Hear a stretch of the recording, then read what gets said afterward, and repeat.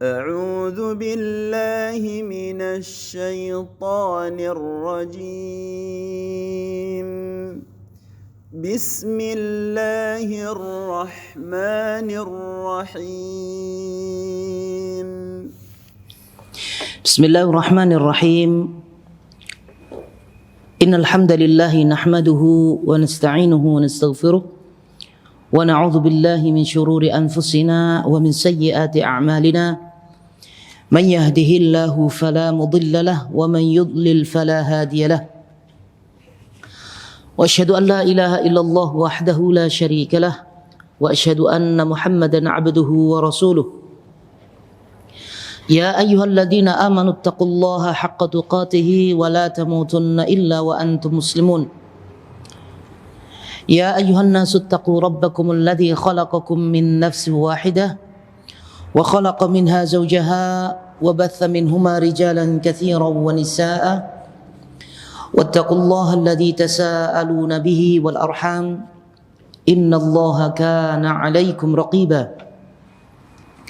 يا أيها الذين آمنوا اتقوا الله وقولوا قولا سديدا يصلح لكم أعمالكم ويغفر لكم ذنوبكم ومن يطع الله ورسوله فقد فاز فوزا عظيما. ثم أما بعد فإن أصدق الحديث كتاب الله وخير الهدي هدي محمد صلى الله عليه وسلم وشر الأمور محدثاتها فإن كل محدثة بدعة وكل بدعة ضلالة وكل ضلالة في النار. أيها الإخوة والأخوات والأمهات، السلام عليكم ورحمة الله وبركاته. Alhamdulillahi Rabbil Alamin. Pada siang hari ini kita diberi kesempatan kembali oleh Allah Subhanahu wa taala untuk menghadiri majelis ilmu di salah satu rumah Allah Azza wa Jal. Semoga Allah Subhanahu wa taala senantiasa memberikan ilmu yang bermanfaat kepada kita semua. Ikhwani fillah rahimani wa rahimakumullah wa ayyatuhal ummahat. Pembahasan kita pada siang hari ini melanjutkan hadis yang ke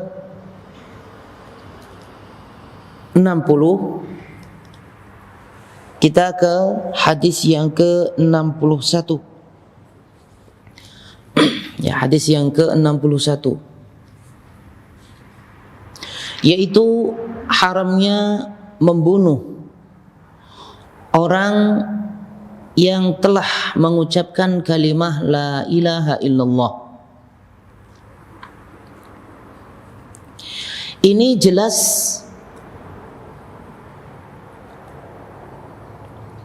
bertentangan dengan apa yang terjadi di kalangan kaum muslimin, yang mana sebagian kaum muslimin ada yang mengkafirkan satu dengan yang lainnya. Kelompok ini mengkafirkan ini atau kelompok ini mengkafirkan ini. Dan kadang-kadang semua dikafirkan kecuali kelompoknya. Kalau tidak ikut kelompok ini maka dia kafir karena ada syarat yang telah dia langgar.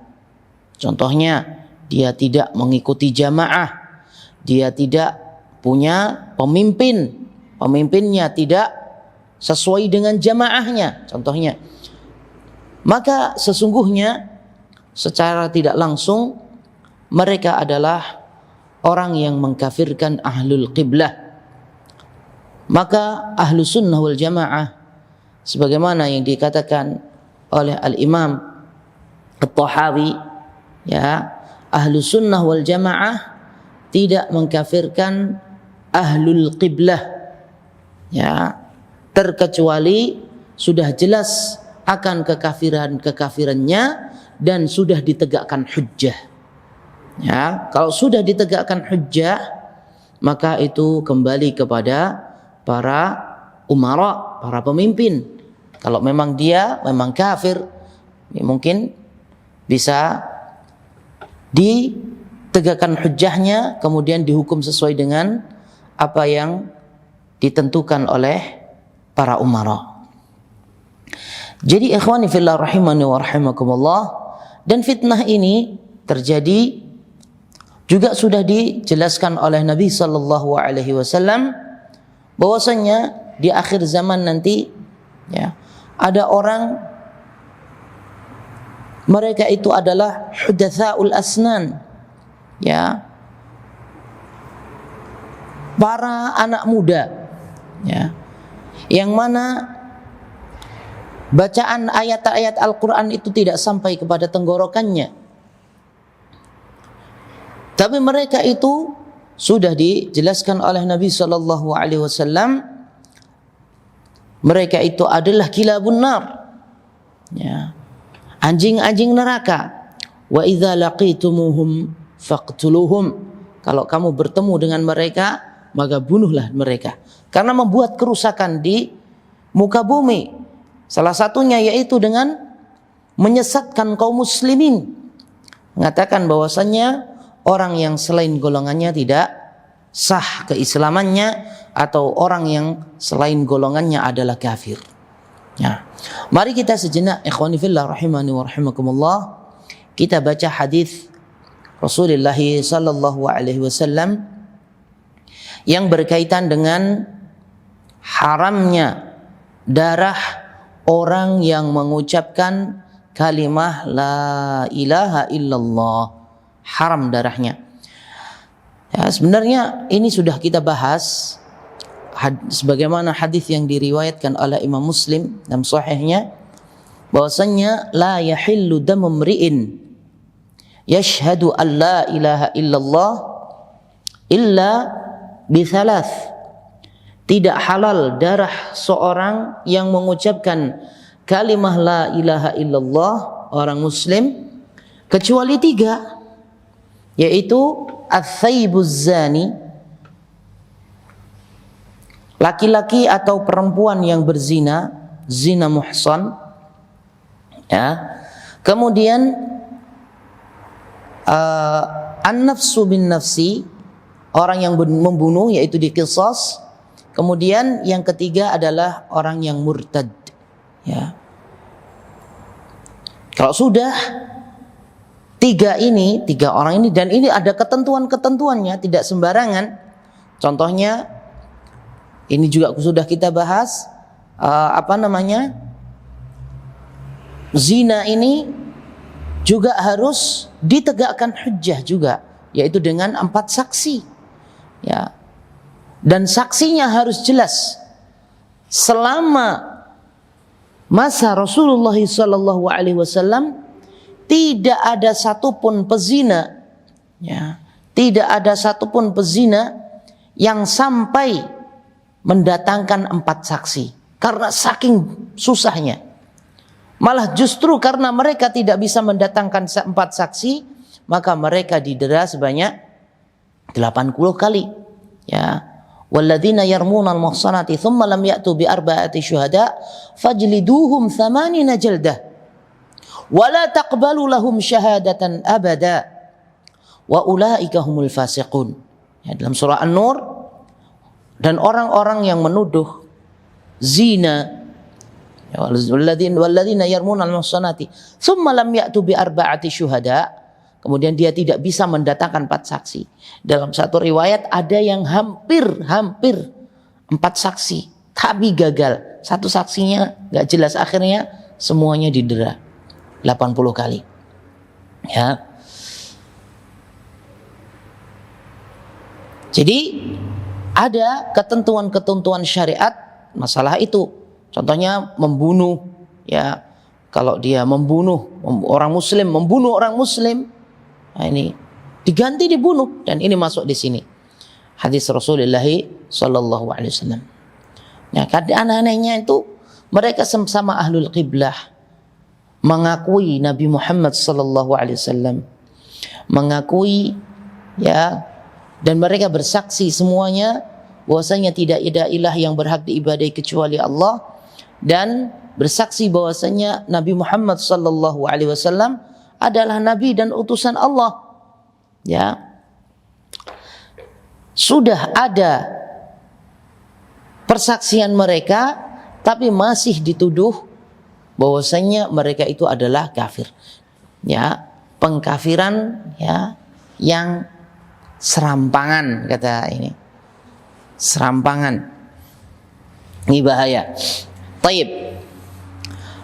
Hadis Al-Miqdad ibn al-Aswad, yaitu Al-Miqdad ibn Amr Al-Kindi, annahu qala li Rasulillah sallallahu alaihi wasallam, ara'aita in laqitu rajulan minal kuffar faqtatalna fadaraba ihda yadayya bisayfi faqata'aha thumma ladha minni bishajarah faqal aslamtu lillah a'aqtuluhu ya Rasulullah ba'da an qalaha faqala Rasulullah sallallahu alaihi wasallam la taqtulhu faqala ya Rasulullah innahu qata'a ihda yadayya thumma qala dhalika ba'dama qata'aha faqala Rasulullah sallallahu alaihi wasallam la taqtulhu fa in qataltahu fa innahu bimanzilatika qabla an taqtulahu wa innaka bimanzilatihi qabla an yaqula kalimatuhu allati qala. Dan disimak ya, Miqdad bin Aswad atau Miqdad bin Amru Al-Kindi bertanya kepada Rasulullah sallallahu alaihi wasallam, "Ya Rasulullah, bagaimana pendapatmu bila aku bertemu dengan seorang kafir?" Ya, aku bertemu dengan orang kafir, lalu kami berperang dan ia berhasil menebas sebelah tanganku. Ya. Dengan pedangnya, ya, ditebas ini tanganku dengan pedangnya sampai putus. Ya. Faqata'aha. Ya. Lalu aku kejar, thumma ladha minni bisyajarah. Aku kejar dia, ya, dan dia berlindung di balik pohon. Ya, dia berlindung di balik pohon. Kemudian sambil mengatakan aslamtu lillah, aku menyerah kepada Allah Subhanahu wa taala. Aku berserah diri kepada Allah, atau bisa dia bilang aku masuk Islam karena Allah. Dia pas sudah dikejar di bawah pohon, dia mengucapkan aku menyerah, aku mengucapkan kalimah la ilaha illallah. Kemudian ini siapa namanya? Al-Miqdad bertanya kepada Rasulullah, "Ya Rasulullah, a'aqtuluhu ba'da an qalaha?" Apakah aku bolehkah saya bunuh dia setelah dia mengucapkan aku masuk Islam karena Allah? Ya. Dia mengucapkan Islam karena Allah. Faqala Rasulullah SAW. Kemudian Rasulullah SAW menjawab, Jangan kau bunuh dia. Ya. Kemudian Miqdad berkata lagi, bertanya, "Ya Rasulullah, ya, dia itu telah memutus sebelah tanganku ini." Ya, gimana? Dia telah memutus tangan sebelahku, tangan satuku sudah diputus oleh dia. Dan dia itu mengatakan ini, ya, karena dia itu, ya, karena dia mengatakan ini karena dia itu sudah tertangkap dan sudah istilahnya lemah, dia menyerah dia. Ya. Kemudian kata Rasulullah sallallahu alaihi wasallam, la taqtulhu, ya.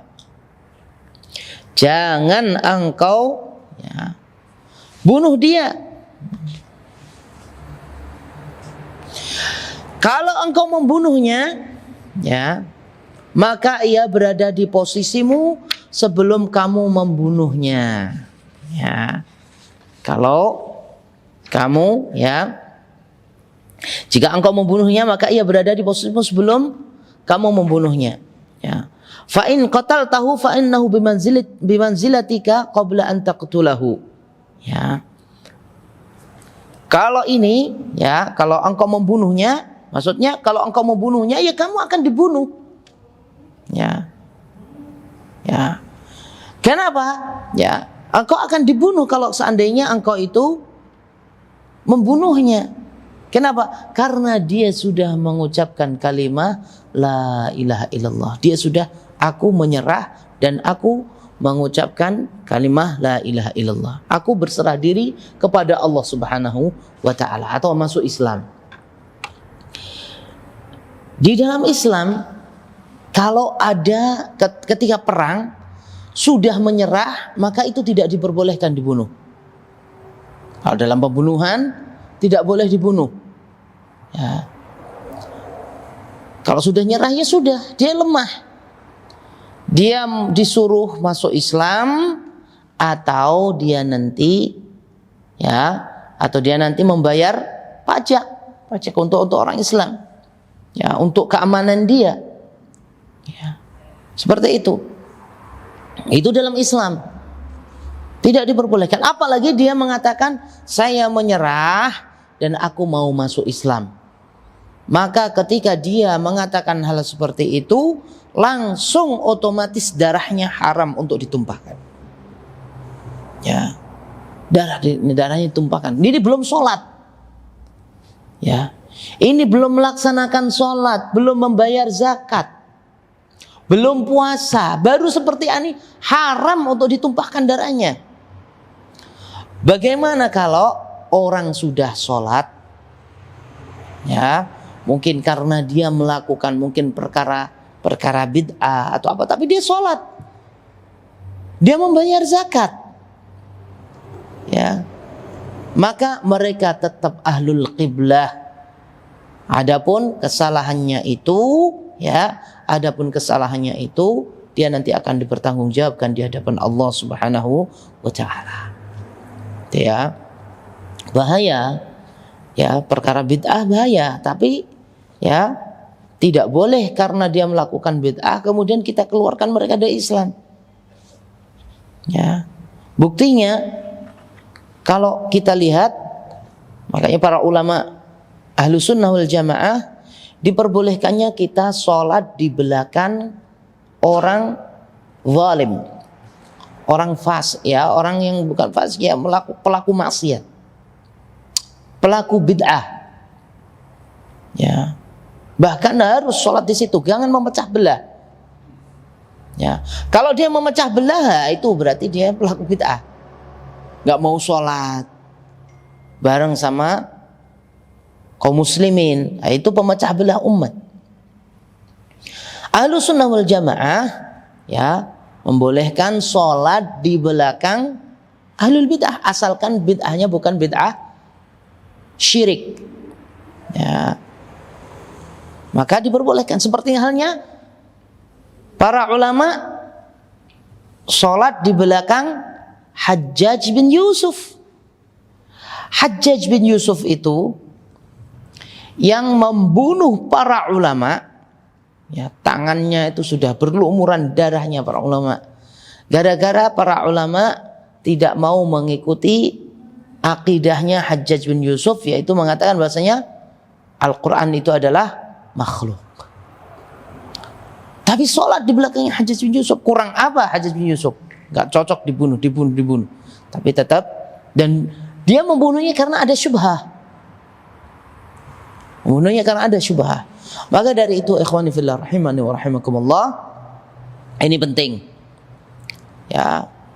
Dan ini yang dijelaskan oleh Nabi SAW, bahwasanya nanti di akhir zaman ada orang yang seperti ini, ya, orang yang suka mengkafirkan, dan itu ada pada zaman Ali radhiyallahu taala anhu, ya, mana mereka tidak puas dengan kebijaksanaan Ali, kemudian mereka mengkafirkan Ali radhiyallahu taala anhu.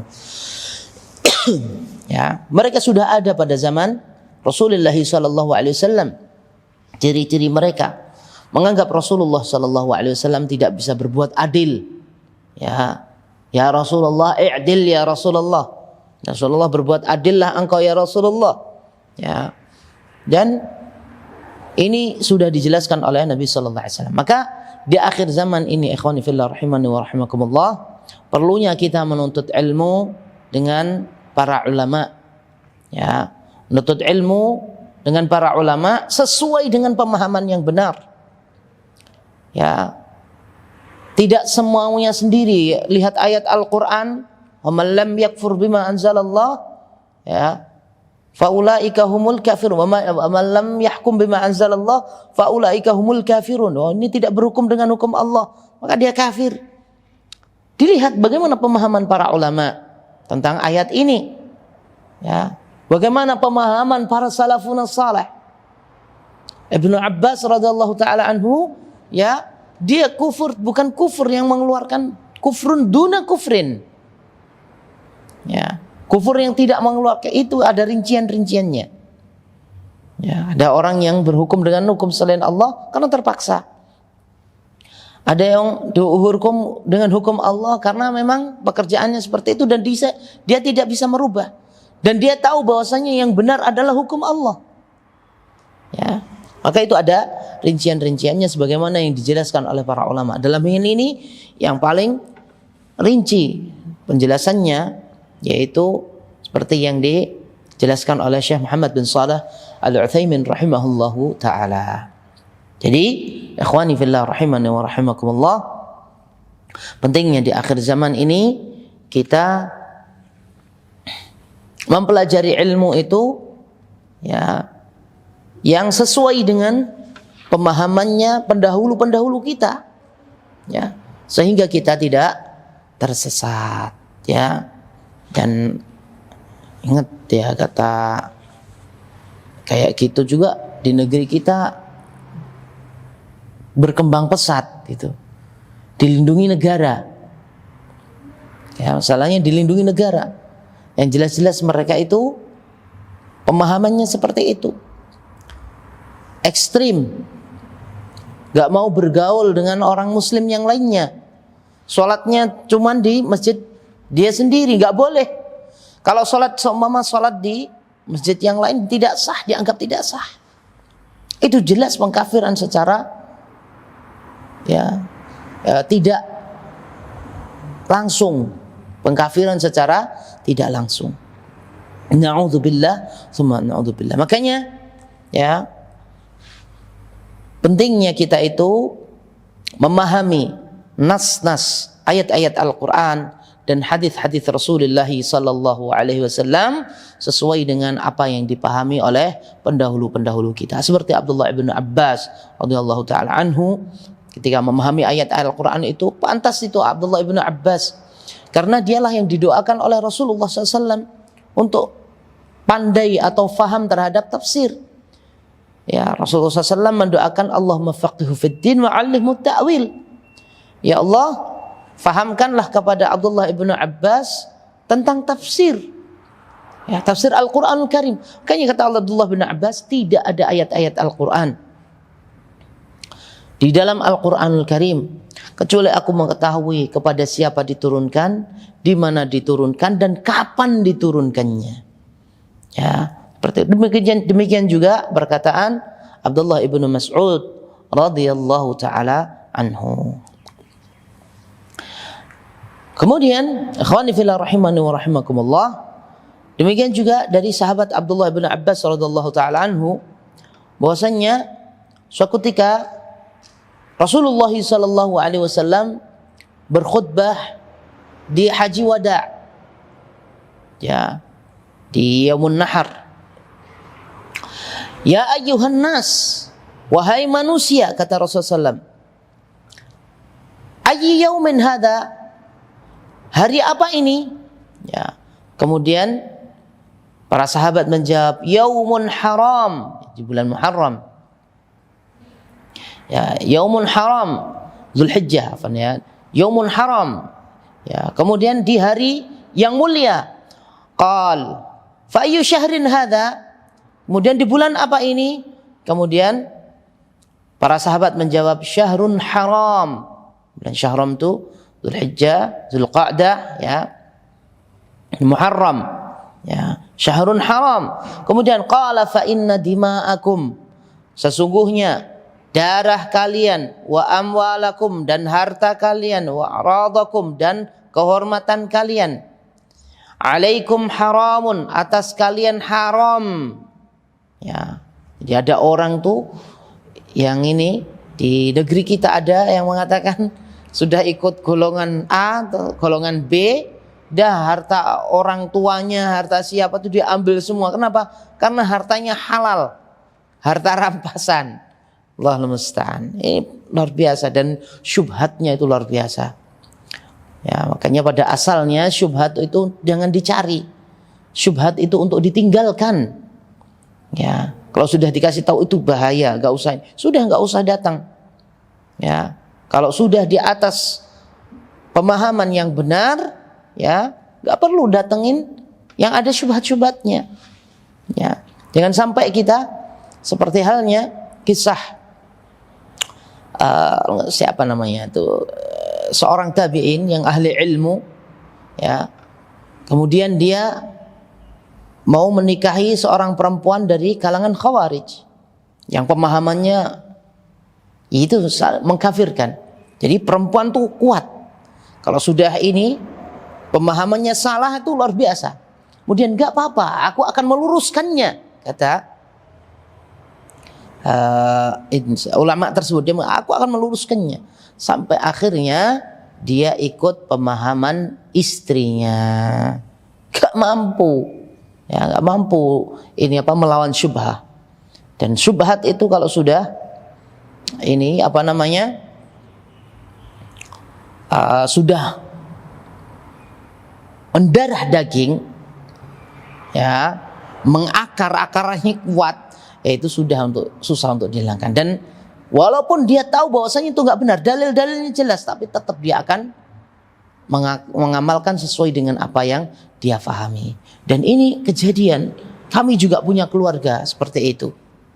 Kami punya keluarga seperti itu, ya, yang pemahamannya persis gini, ya, ya, ke khawarij, pemahamannya sempalan Islam. Ya. Dan betul, subhanallah, susah untuk dipahamkan, susah untuk diluruskan, walaupun dia tahu bahwasanya dia itu salah. Ya. Maka akhirnya apa? Ya, tadi ulama tadi ngikuti istrinya, ya, pemahaman istrinya justru malah diambil alih oleh dia, dan dia memerangi ahlu sunnah, mengkafirkan kaum muslimin. Ya, la'idzubillah. Kemudian kata Rasulullah sallallahu alaihi wasallam, ka hurmati yaumikum hadza, seperti halnya haramnya hari ini, fi baldikum hadza, di negeri kamu ini, fi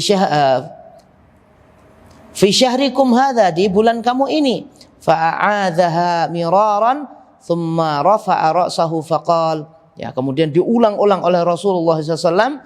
Rasulullah SAW mengangkat kepalanya, kemudian Rasulullah SAW mengatakan, Allahumma hal ballagt. Ya, ya Allah, semuanya sudah aku sampaikan dan kalian menjadi saksinya. Ini menunjukkan bahwasanya masalah kehormatan seorang muslim, darahnya seorang muslim ini luar biasa. Ya, makanya suatu ketika Rasulullah SAW pernah melihat Ka'bah. Ya, wahai Ka'bah, sesungguhnya engkau adalah, ya, sesuatu yang mulia di muka bumi ini.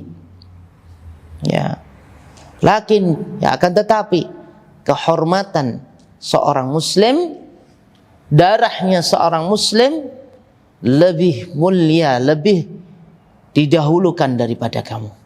Subhanallah.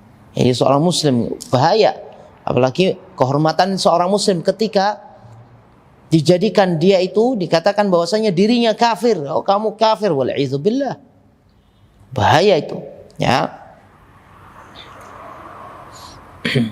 Kemudian kata Nabi sallallahu alaihi wasallam juga dalam qala Ibnu Abbas radhiyallahu taala anhuma, ya. Kemudian Ibnu Abbas mengatakan, fa walladzi nafsi biyadihi innaha la wasiyatuhu ila ummatihi falyuballigh asyahidul ghaib la tarji'u ba'di kuffaran yadribu ba'dukum riqaba ba'd, ya, yadribu riqaba ba'd, ya.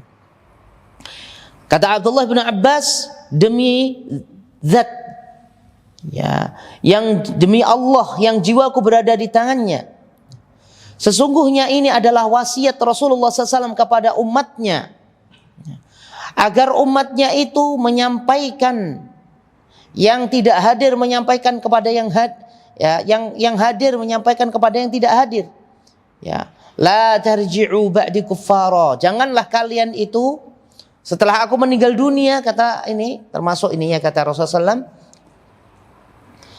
kalian itu kembali kafir, ya, kemudian saling membunuh di antara kalian. Ya, ini sudah diisyaratkan. Ya, ada banyak hadis yang menjelaskan bahwasannya nanti setelah sepeninggalan Rasulullah SAW banyak sekali fitnah. Termasuk Rasulullah SAW sudah menjelaskan bahwasannya yaitu akan terjadinya fitnah besar pada masa Ali radhiyallahu taala anhu. Jadi ikhwani fillah rahimani wa rahimakumullah, ini pentingnya kita itu menjaga lisan kita agar tidak mengatakan bahwasannya orang lain ahlul qiblah itu dengan kata-kata kafir. Ya, ini sangat berbahaya. Ya. Dan hati-hati dengan pemahaman sebagian kaum muslimin, ya, yang mana pemahaman mereka jauh daripada pemahamannya para salafun salih. Taib, hadis yang berikutnya, ikhwani fillah rahimani wa rahimakumullah, hadis dari Usamah bin Zaid radhiyallahu taala anhuma. Usamah bin Zaid ini hubbun Nabi sallallahu alaihi wasallam. Ya. Usamah bin Zaid sampai Aisyah radhiyallahu taala anha mengatakan bahwasannya, ya, wahai sahabat, hubbu Usamah fa inna Rasulullah sallallahu alaihi wasallam yuhibbuhu.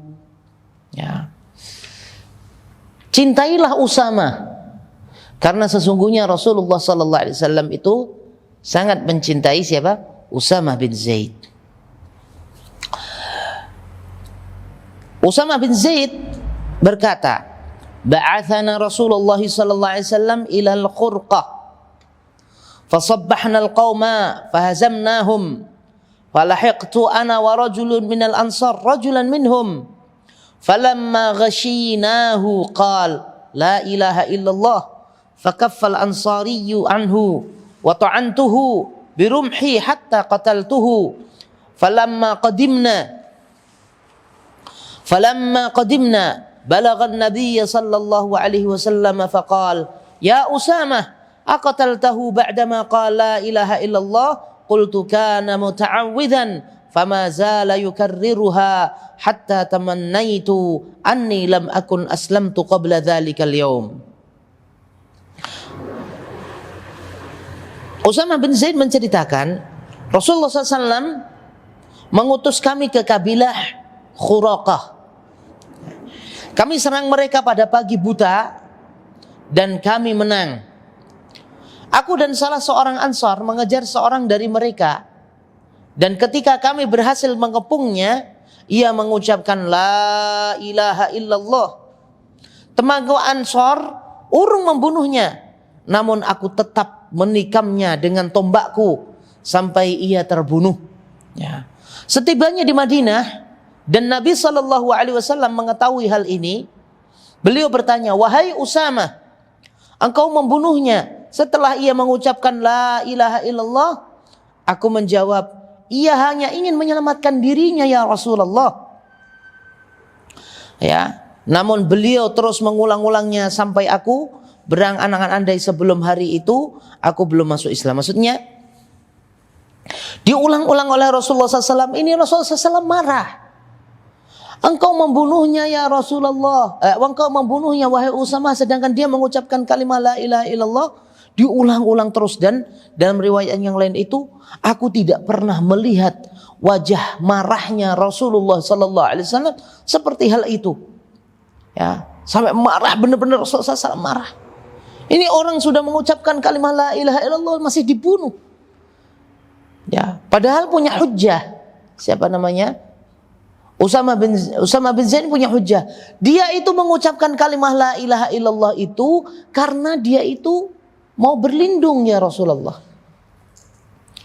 Jadi mau main-main, mau apa, kalau dia sudah mengucapkan kalimat la ilaha illallah, maka haram darahnya. Kalau tidak demikian, maka orang-orang munafik pada zaman Rasulullah SAW sudah dibunuh semuanya.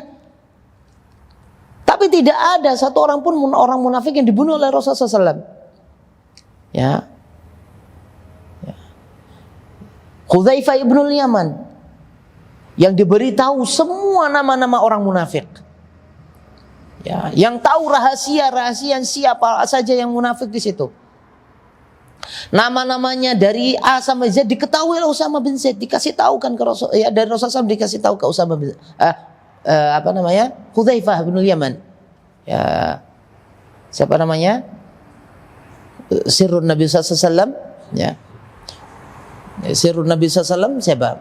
Bukan Usama bin Zaid. Ya. Ya, sirrun Nabi sallallahu alaihi wasallam, ya. Sampai ini ya.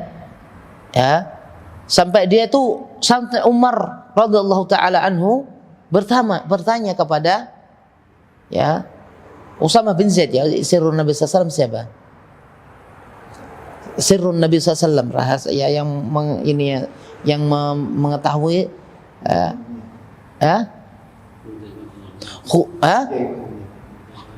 Hudzaifah bin Yaman, ya, Hudzaifah bin Yaman kalau salah, ya.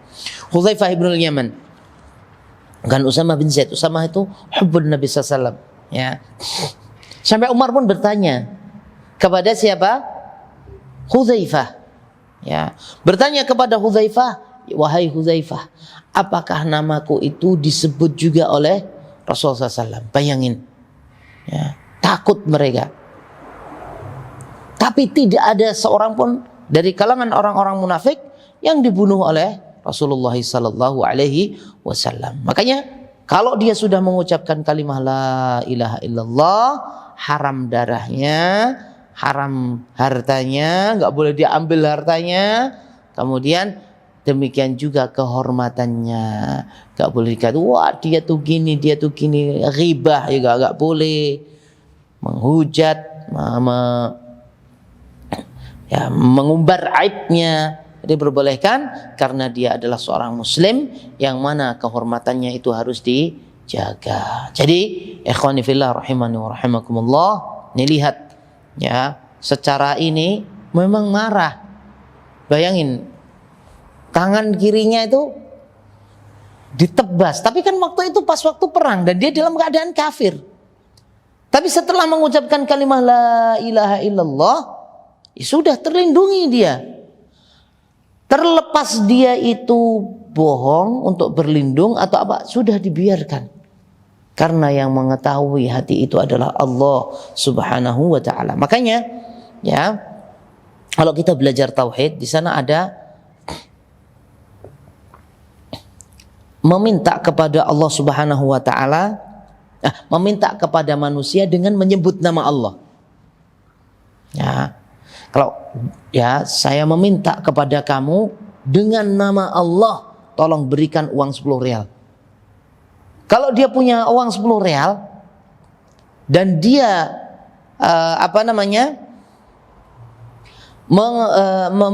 memuliakan Allah Subhanahu wa taala, dia akan memberi.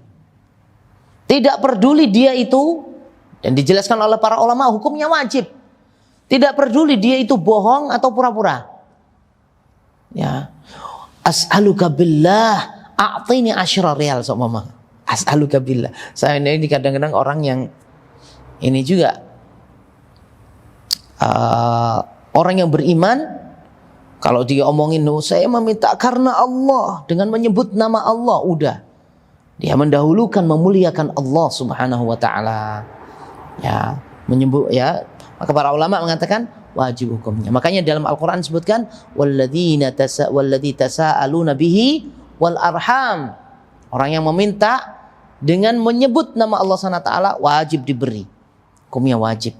Nggak boleh bohong ini, kayaknya bohong. Kalau dia mengatakan, Allah, nah ini muskilahnya nanti kalau para pengemis tuh, para pengemis tuh tahu nih. Ya. Tapi nggak semua orang paham tentang muliakan Allah SWT. Ya. Jadi kalau orang tuh memuliakan Allah Subhanahu Wa Taala, kayak orang mukmin tuh ketika mendengar kalimat Allah, wajilat qulubuhum wa idza tuliyat alaihim ayatuhu zadatuhum imana wa ala rabbihim yatawakkalun. Kalau sudah nama Allah tuh bergetar hatinya. Ya. Sebut nama Allah Subhanahu Wa Taala, bergetar hatinya. Taib ikhwani fillah rahimani wa rahimakumullah.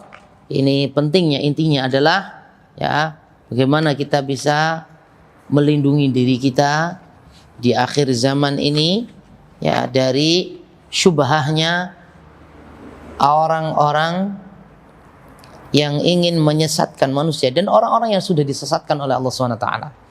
Ya, hati-hati. Ya, kadang-kadang mereka tuh cuma juga punya dalil. Mereka juga pintar baca Al-Qur'annya. Di antara mereka itu tahajudnya Masya Allah, baca Al-Qur'annya Masya Allah.